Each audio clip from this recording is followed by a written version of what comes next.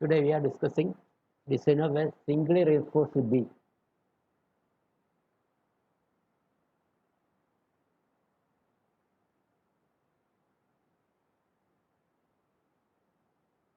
And the beam is a flexural member.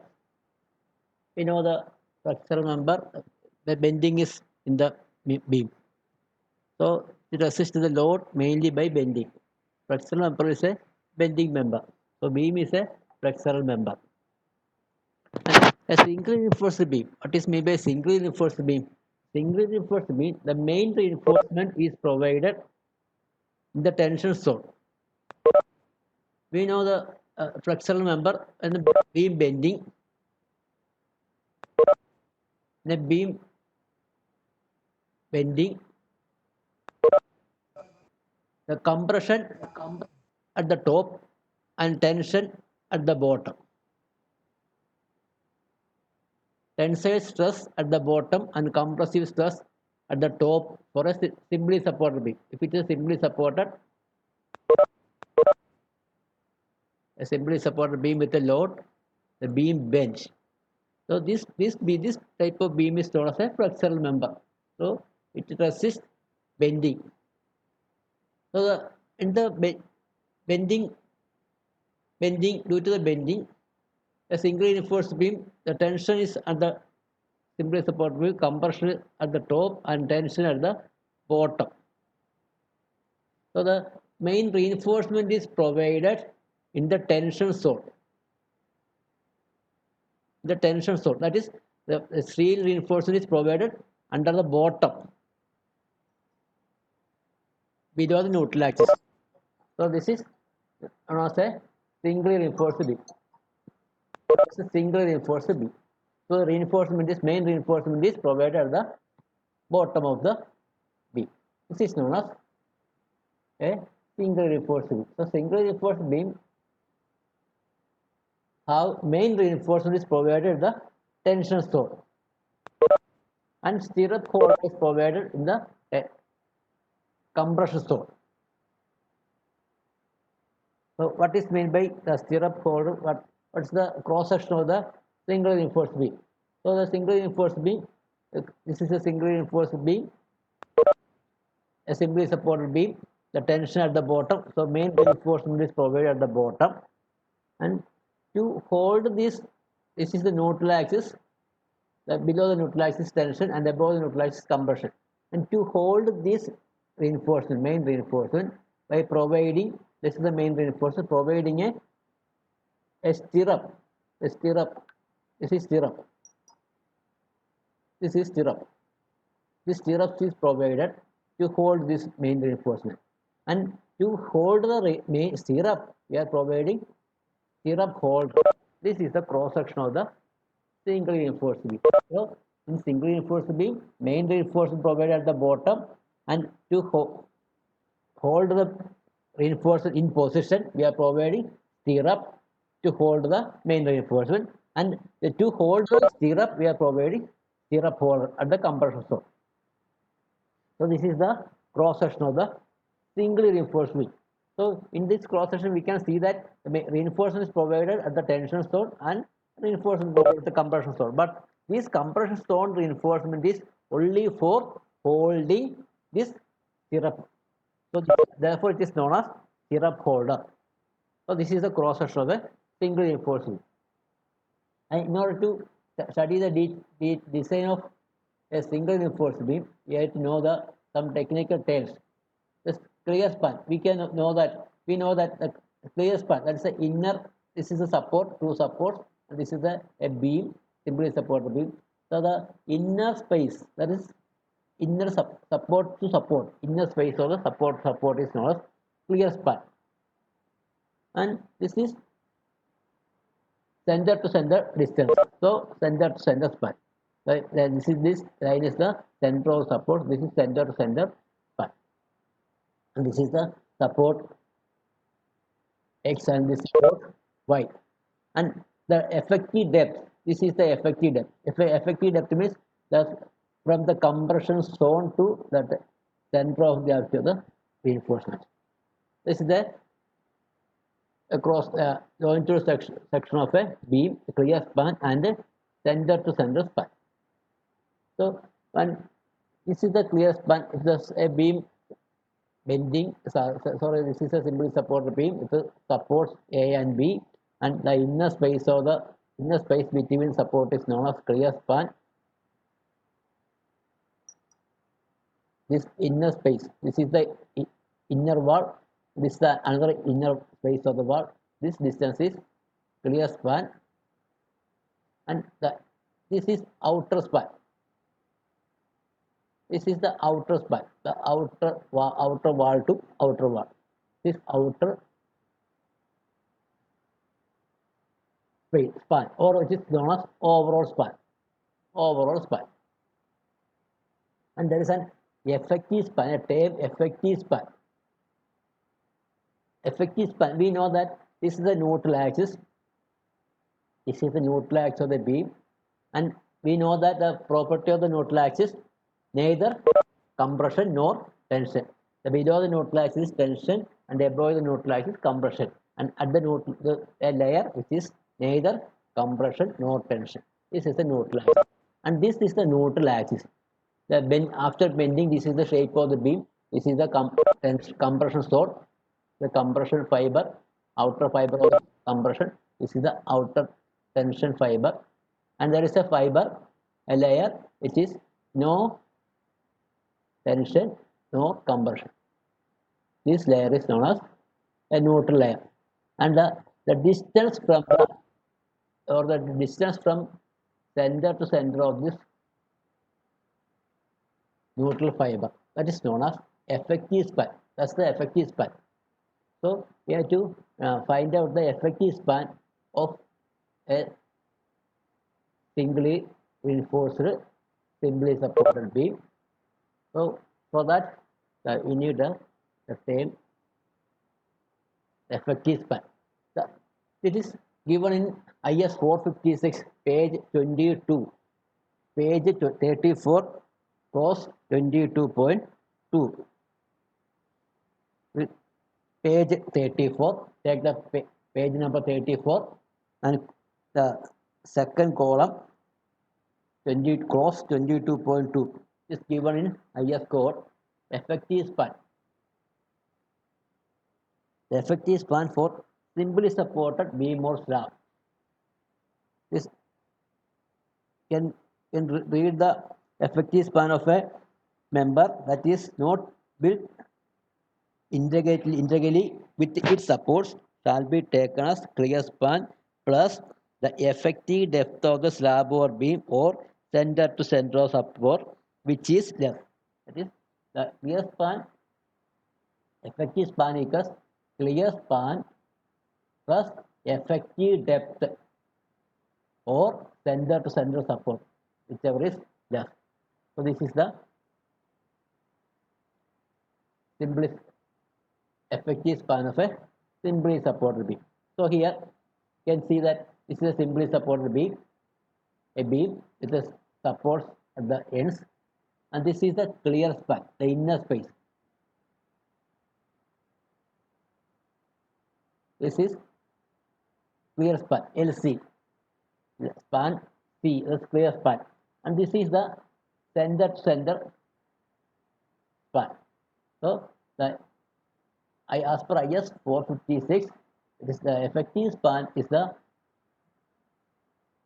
center of support. So this effective span LE is equal to center to center of support. That is LE is equal to LS. This effective span is equal to center to support. Or another one is clear span plus effective depth. That is clear span LC plus effective depth. Effective depth we denote as small d. So LC plus D, that is effective span. And whichever is the smaller of these two distance is taken off. Whichever is less. Let's find the center to center support and that clear span plus one effective depth and find the lower value of this. This is taken as effective span for a simply supported beam. Then for a continuous beam, The next page, page 35, is given. In the case of a continuous beam or slab, if the width of the support is less than 1 by 12th of the clear span.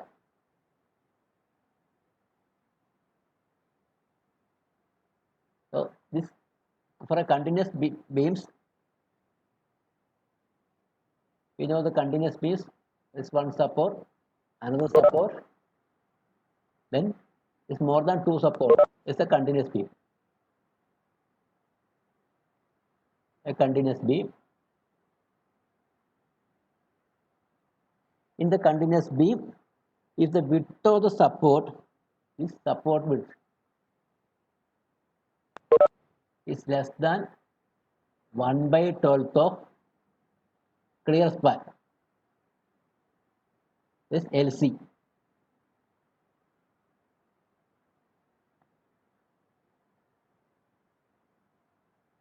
This is 1 by 12th of LC, less than 1 by 12th of LC. This is less than 1 by 12th of LC. Then we take the effective span shall be taken as 22.2A. That is clear span plus 1 effective depth or center to center of support.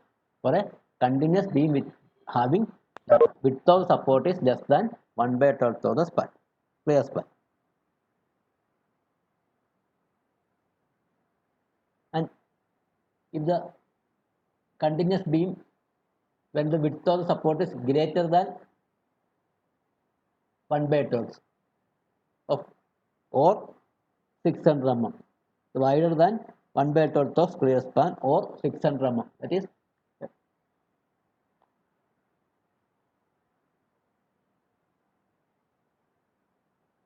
this is the support continuous beam. A continuous beam with a support. This is the support width. This BS is the support width. BS is the support width, which is greater than 1 by 12th of the clear span or 600, whichever is less. Which one is less? Find the 1 by 12th of the clear span and 600. Compare this whichever is less. That is taken as the width of the support. So this will be less than 1 by 12th of the support or 600. Then effective span is equal to clear span. For a continuous beam for end span. For the end span with the one end fixer, this is fixer. This beam here, this beam is fixed at the end. So one end is fixer and other end is continuous. The end for end span, effective span is equal to LC. Clear span between support.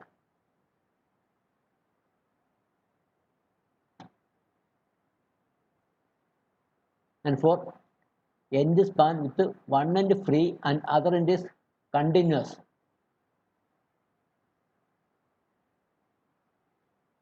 We taken as the lesser of the true value. That is clear span plus half the width of the span depth, half the depth of the slab, or clear span plus half the width of the discontinuous support. For this is the continuous beam, one end span with the free. This is free. This is simply support. This end is simply support, and other end is continuous. This end is continuous.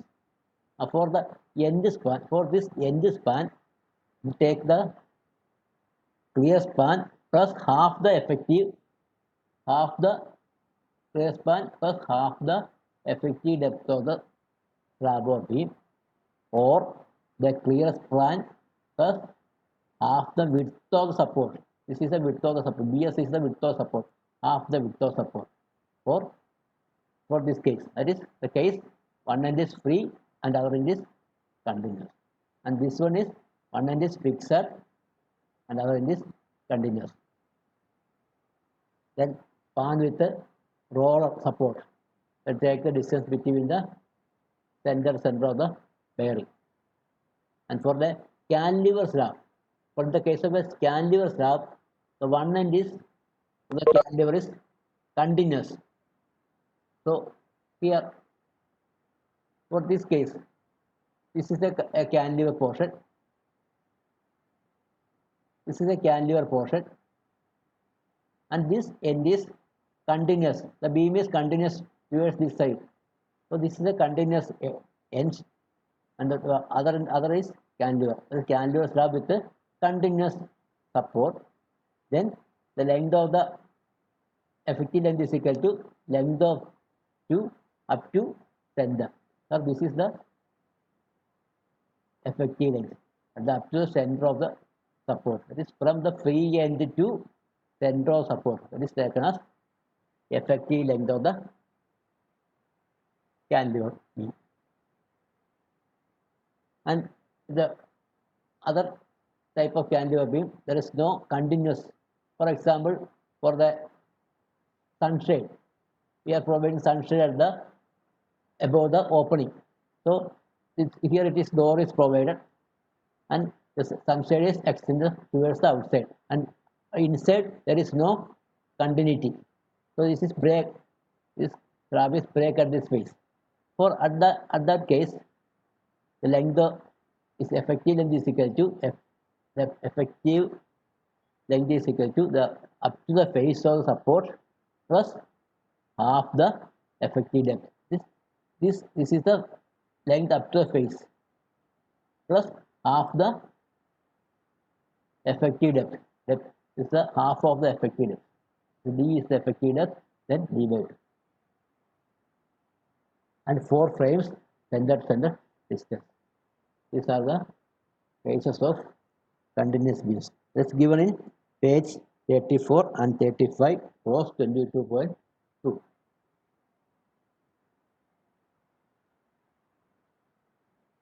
Then what is effective depth? Effective depth. Before calculating effective span, we need effective depth, clear span plus 1 effective depth for a simply supported beam, and for cantilever, clear span plus half the effective depth. So what is the effective depth of the beam? This effective depth is given in page 36. Page 36, cross 23.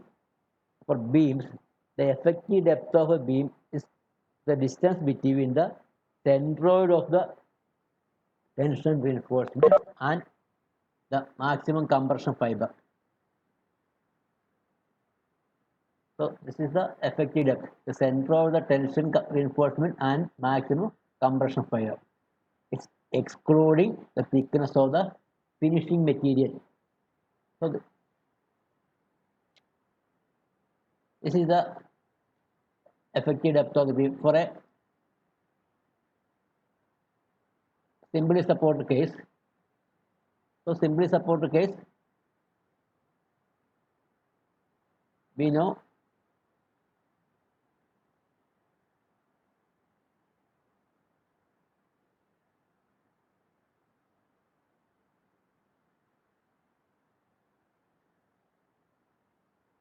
when after bending, the tension at the bottom and compression at the top. So if this is the neutral axis, this is compression at the top and tension at the bottom. For one singly reinforced beam, the main reinforcement is provided at the bottom.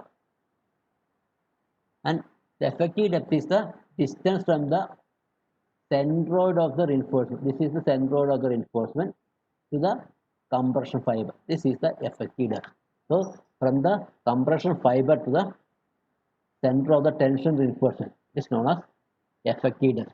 And the case of a cantilever beam. So a cantilever beam,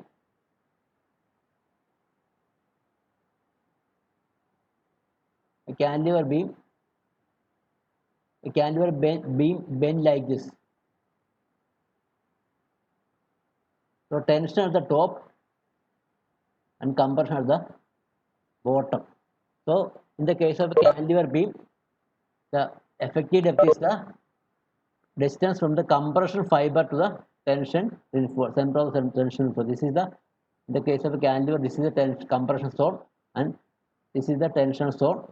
So the center of the tension reinforcement. And in the case of the here, it is only one row reinforcement is provided, only one row. So the center of gravity is at the center of the this reinforcement. And the case of a two or more rows, then the center of gravity is, we have to find out the center of gravity of the reinforcement. Or in this case, the center of gravity is at the middle of the these two reinforcements. So the effective depth equals the centroid of the reinforcement to the compression fiber. That is given in page 36, clause 23. Then some other terms are there. Control of deflection. So what is the control of deflection? Let's say when you descend the limit state, we have two factors are considering. One is for the limit state of collapse, and second one is limit state of serviceability. The serviceability is where the limiting value of depression is we are considering. Limiting value of depression we are considering. So for the serviceability factor, we are considering the limiting factor. So that is given in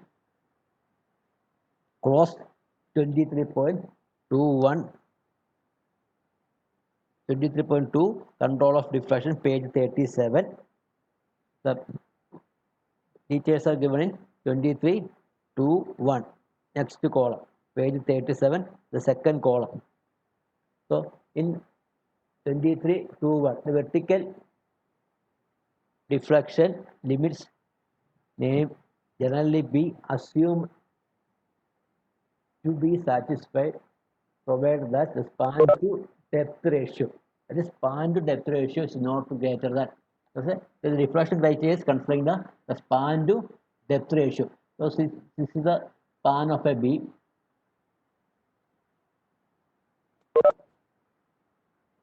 The depth of the beam, this is the span of the beam.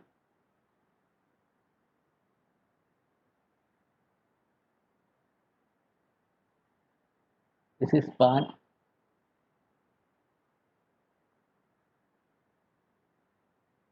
This may be effective span, and this is the effective depth. Up to the center of the C. This is effective depth.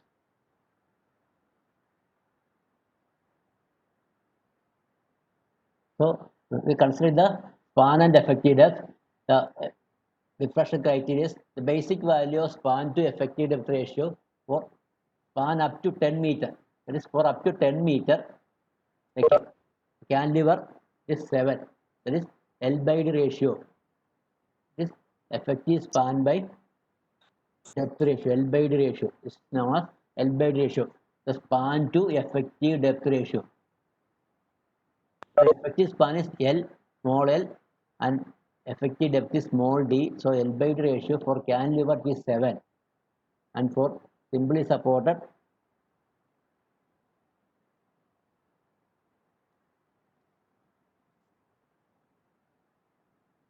it is 20, and for continuous it is 26. It's given in page 37. And for span above 10 meter, this under that B, 23.21 B, for span above 10 meter, this is up to span 10 meter. So this case is span up to 10 meter.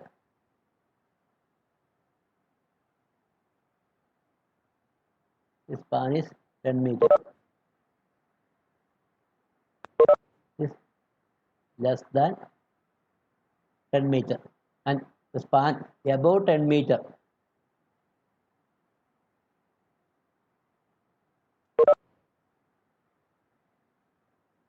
this span is above 10 meter. Then L by ratio may be find out by multiplying by 10 by span meter. So for 15 meter span, for 15 meter span, the 10 by 15, and this factor is multiplied in the into this above value. Cantilever 7, simply supported 20, and continuous beam 26.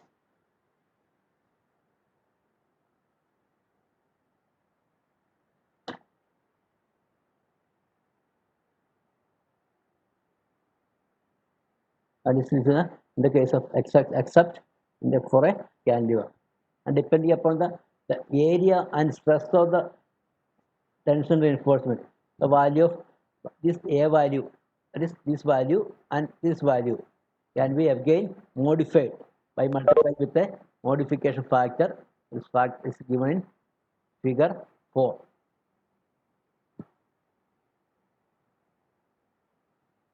And again, the depending on the area of compression reinforcement, if we are providing compression reinforcement, then the value of the L/D ratio is again modified by multiplying a value is given in figure 5.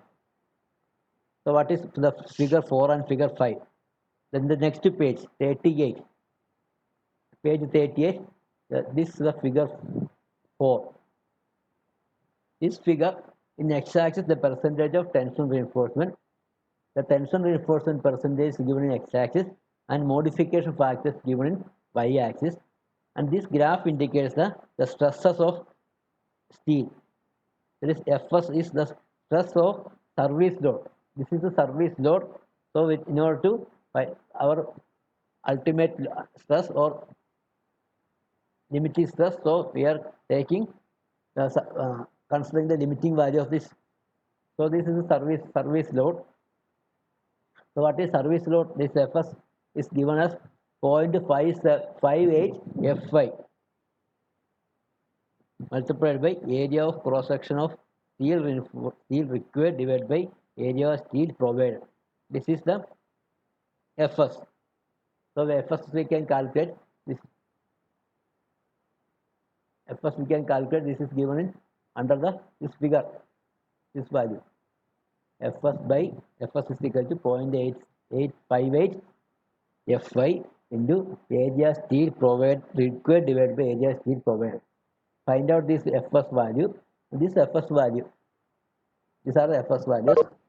The graph is shown in the Fs values, and this is the x-axis percentage tension reinforcement and y-axis modification factor. From this we can find out the modification factor for corresponding.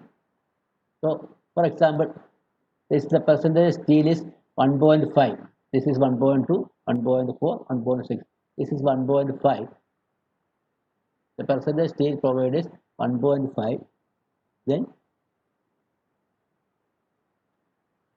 and then our Fs value is 240. If the Fs value is 240, they extend to this 1.5 line to the 240 graph and then along to the horizontal. So this is intercept on the vertical axis, and this is the modification factor, not the value of modification factor. That modification factor is multiplied by in the L/D ratio.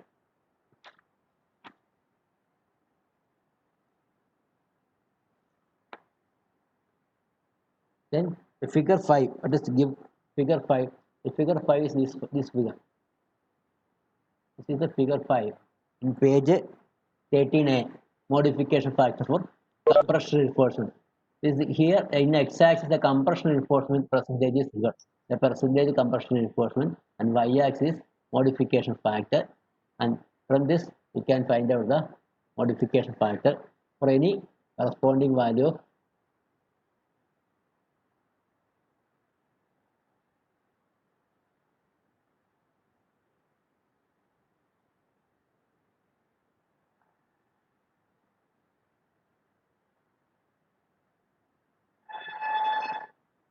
this value extended to the graph and extending towards the vertical axis.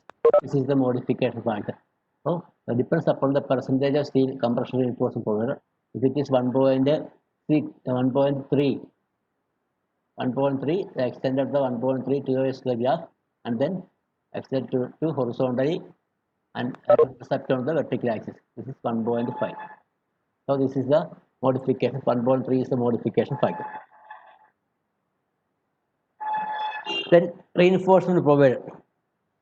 How much reinforcement we can provide in a RCCB? The reinforcement details are given in page 46, cross 25, 26.5. Reinforcement of requirement of reinforcement for structural numbers 26.5, page 46.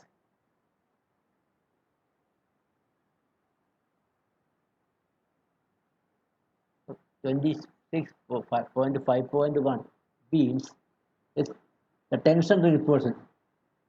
Tension reinforcement, the main reinforcement, the minimum area of tension reinforcement shall not be less than this. This is the minimum area, that is page 47, AS by BD, that is equal to 0.85 divided by F5, where A is the minimum, AS is the minimum area of tension reinforcement, B is the breadth of the beam, and D is the depth of the effective depth of the beam, F5 is the characteristic strength of reinforcement. So this is the minimum area of reinforcement provided. Then if we calculate the area of steel which is less than AS, then minimum provide minimum AS. If it is more than AS, there is no problem. Therefore, in order to find out the whether it is minimum or not, we have to check this is required. So then the minimum reinforcement, maximum reinforcement for beam. The maximum reinforcement is the maximum area of tension reinforcement shall not exceed 0.048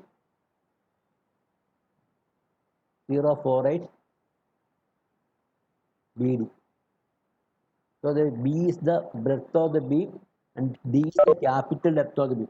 It's overall depth of the beam. Here 0.04 B breadth of the beam and capital D overall depth of the full depth of the beam. And that's the total cross section area. B into D is the total cross section area multiplied by 0.04. And the maximum reinforcement is not more than that. The minimum reinforcement is this much, and maximum reinforcement is not more than 0.04 BD. That is 0.04 BD means 4%. The 4 by 100 is 0.04. So not more than 4% of the gross area of the congate. The maximum reinforcement is not provided, not more than how much maximum reinforcement can be provided in a beam. It's not more than 4%. Then side face reinforcement. The side face reinforcement. What is side face reinforcement? A beam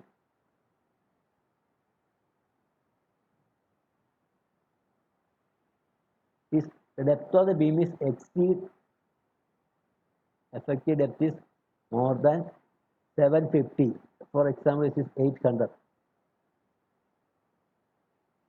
So if we are providing steel reinforcement here, tension reinforcement and the stirrup holder, the stirrup is provided.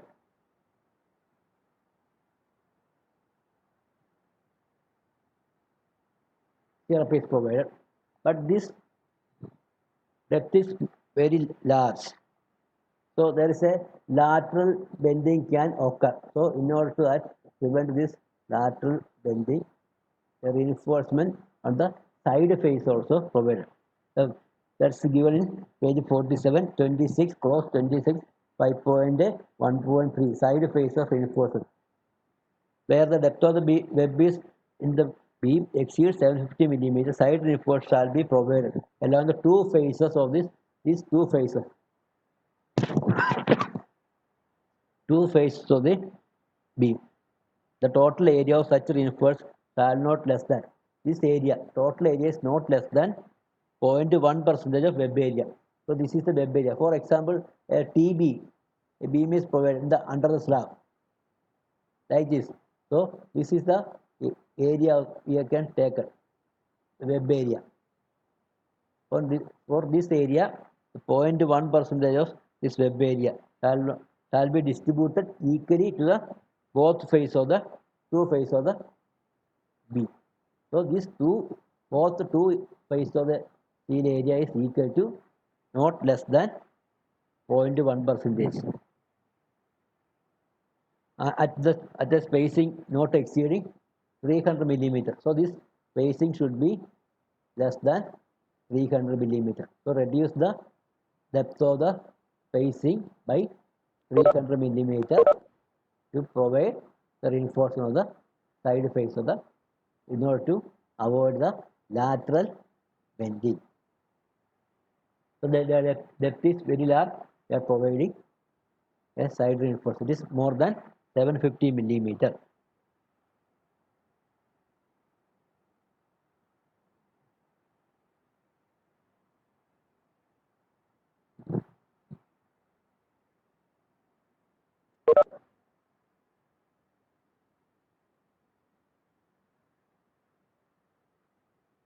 Then spacing of reinforcement. The spacing of reinforcement given in page 45, cross 26.3. The spacing of reinforcement.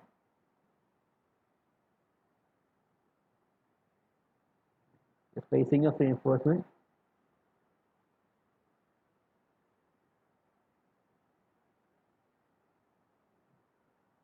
for the purpose of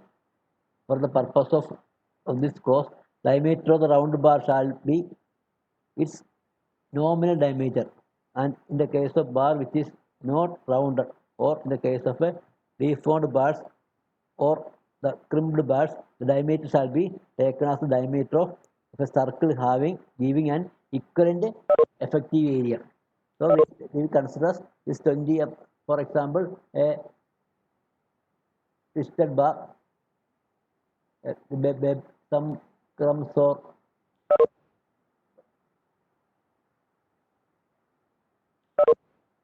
tall steels. The outer surface is with some bulging are. So we can take the effective area of the total effective area, whatever the effective area corresponding, that we are counted as a circular diameter, where the spacing limitations and minimum concave cover are based on the bar diameter. A group of bar bundle is not contact shall be treated as a single bar. A group of bundle. So here, some certain cases we are providing a very huge load the beam. Then instead of the providing separate bar, we are providing a group of bar. So this group of bar we treat as a single bar diameter. Its total area is equal to the equivalent area, diameter is equal to equivalent area of the, and that's the minimum spacing of reinforcement, the minimum distance between the individual bars. In the case of a beam, one reinforcement is provided here, another reinforcement is provided here. So the minimum distance, we cannot provide more very huge number of bar in a beam like this. Cannot provide the bar very closer like this. So there's a minimum distance is required. So the minimum distance, the horizontal distance between two parallel main reinforcement bars shall usually be not less than the greatest of the following. The following three cases, and consider the highest value. The diameter of the bar, if the diameters are equal, if these two diameters are, so suppose this is a 10 millimeter diameter, then the minimum thing is 10 millimeters required. And if the diameter of bar, larger bar, if the diameters are unequal, suppose the one bar is 10 mm and another bar is 20 mm, then provide the larger bar if two bars are unequal, or 5 mm more than the nominal maximum size of the coarse aggregate, providing 20 mm aggregate. Usually we are providing concrete 20 mm aggregate.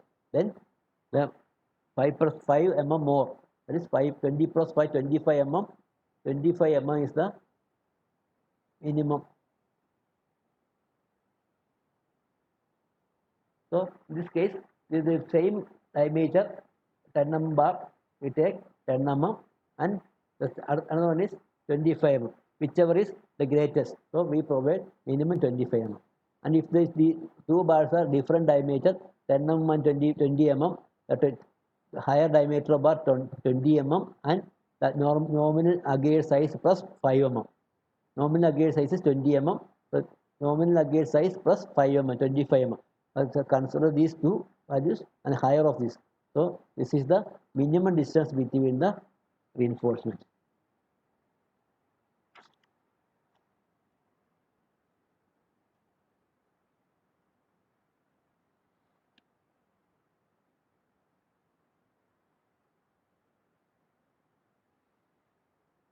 And the next page, the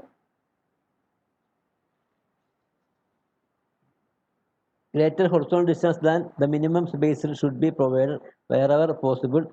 However, when the needle vibrators are, that is, we are using a needle vibrator. Vibrator is used for compacting cone gauge. Then reduce the 2/3 of the normal maximum size of the coarser gauge. Can reduce the size of the, instead of 5 mm plus nominal size of coarser gauge, 2/3 of the nominal size of coarser gauge can be reduced. And if there are two or more row bars, then the bars shall be vertical in height, and minimum vertical distance between the bars shall be 15 mm. Two or more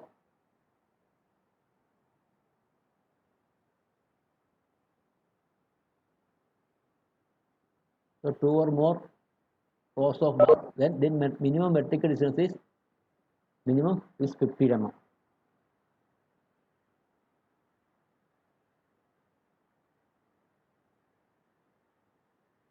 The nominal cover is the reinforcement provided in the beam to protect the environment, to avoid the corrosion, to resist the fire, and to get a bond between the surface of the steel and cone gauge. So we are providing minimum cover. We are not exposed the reinforcement to the atmosphere. We are covered with the cone gauge. So the cover is provided. The requirement of the cover is the avoid the corrosion and avoid the fire attack on the steel, and also a bond grip between cone gauge and steel. So nominal cover is given in cross 2641. It's given in this cross itself. And also nominal cover is to meet the durability of the requirement. The durability depends upon the exposure condition. The mild condition, moderate condition, severe condition, and very severe and extreme conditions. Depends upon that we are providing nominal cover. So it's a environmental condition is very different. Mild condition and moderate condition, severe condition. Very, a structure is constructed at the coastal area or underground structure below the water surface.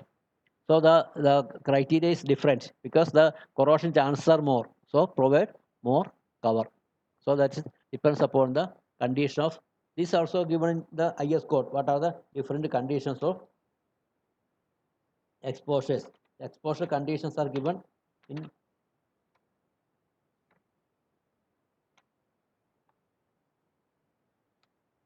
page 18, table 3. Page 18, table 3 gives the different environmental conditions. Exposure conditions are given, and based on that exposure conditions, we are providing this much of cover.